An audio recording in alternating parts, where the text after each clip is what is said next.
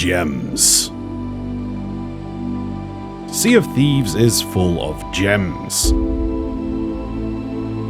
Like this magnificent chalice. Or this Fabergé egg. But there are other gems in the Sea of Thieves that mean so much more where the storyline is concerned. Hey, you beautiful buccaneers, Falcore here, and you're my gems. Hang on.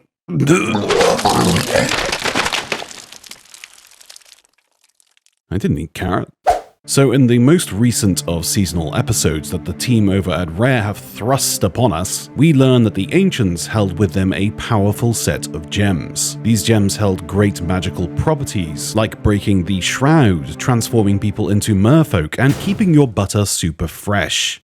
Jokes aside, all the trinkets we find in the Sea of Thieves are in fact ancient in origin, unlike the majority of the chests we find in the Sea of Thieves, which were all made by Mr. Alpha Ghost Boy. Trinkets are what was left by the ancient cultures. However, it's likely that the gems found within these trinkets are simply that. Gems.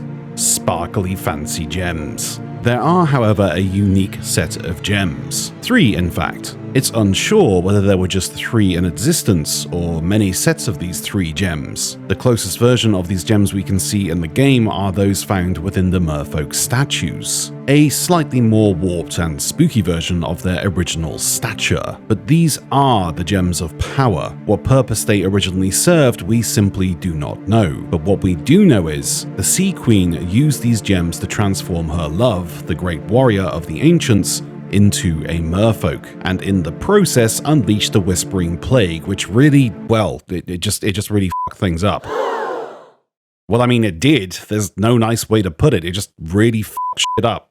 These gems were used to make the Breath of the Sea, which we can find in these convenient flasks in the shrines. Before they became sirens, the merfolk used these gem energy drinks in the ritual to transform the Great Warrior, and once they became sirens, they further used these gems to entrap pirates in these cocoons, where they slowly turned into ocean crawlers. The gems can still be seen embedded in the chest of all the ocean crawlers, but the gems have become even further warped and twisted, and have now become siren gems. The sirens themselves wear these gems which they draw power from to heal themselves. But these gems had a purpose long before they were used by the sirens. We don't exactly know what, but what we do know is the Ancients respected the balance of nature and magical forces, and had rules and laws which they upheld to ensure survival of themselves and the lands they lived in. We also know that the gems, much like the gems found in mermaid statues, had 3 colors: blue, green, and red.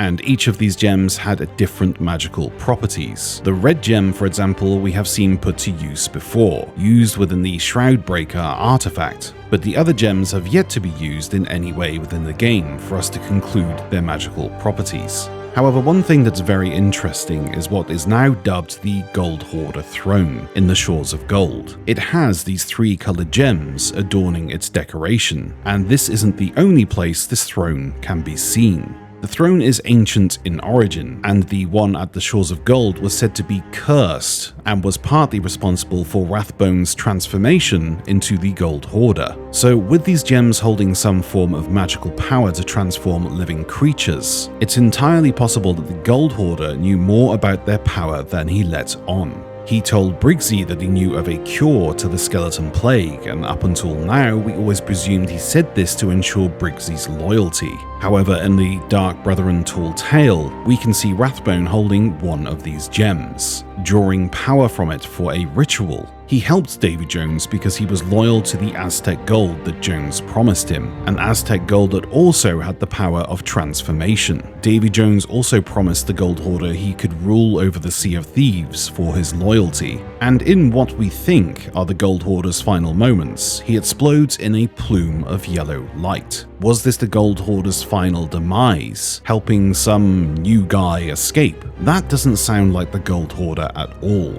Could it be possible that using the magical properties of the gems and the Aztec gold, the Gold Hoarder finally found a way to reverse the skeletal curse, and we witnessed Rathbone's rebirth? Honor the gold.